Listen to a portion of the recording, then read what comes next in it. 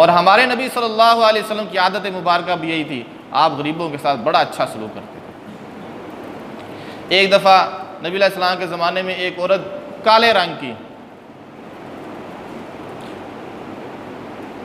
اور وہ مسجد کی بس کبھی صفائی کر دیا کرتی تھی، تو وہ بیمار ہوگی تو نبی علیہ السلام اس کی عیادت کے لیے گئے، اس کی عیادت کے لیے گئے۔ آپ کو نظر محسوس ہوا کہ یہ شاید اس کا وقت قریب آ گیا، تو نبی علیہ السلام نے صحابہ سے کہا کہ اگر اس کو فوت ہو گئی ہے، اس کی موت آ گئی تو مجھے بتانا۔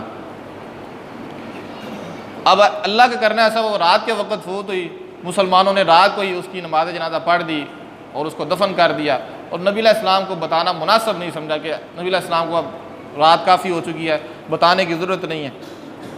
تو جب نبی علیہ السلام کو پتہ چلا تو آپ نے کہا میں نے جو کہا تھا مجھے بتانا، تم نے مجھے بتایا کیوں نہیں؟ تو صحابہ نے کہا یا رسول اللہ، ہم نے کہا کہ اب رات بہت ہو چکی ہے، ہم آپ کو بتانا مناسب نہیں سمجھ، اس لیے ہم نے آپ کو نہیں بتایا۔ تو نبی علیہ السلام نے کہا مجھے اس کی قبر پہ لے کے جاؤ،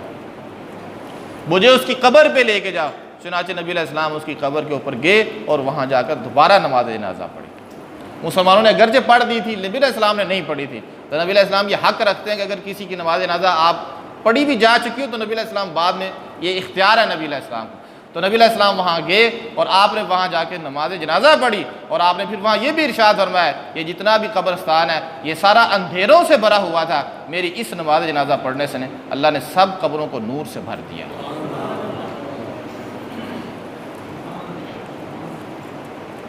تو اس کی برکت سے ہوا نا، یہ تو اس عورت نے، صحابہ نے نہیں بتایا تو آپ چلے گئے، تو آپ تو یہاں تک ہمدردی کرتے تھے۔ ہم تو غریب کو کہتے ہیں بس چاند لوگ پڑھ دیں، ٹھیک ہے اس میں کوئی شک نہیں، چاند لوگ پڑھ دیں تو نماز جنازہ ہو جاتی ہے، لیکن اس کے غریب ہونے کی وجہ سے حقیر نہیں سمجھنا چاہیے۔ آپ نے اس کی نماز جنازہ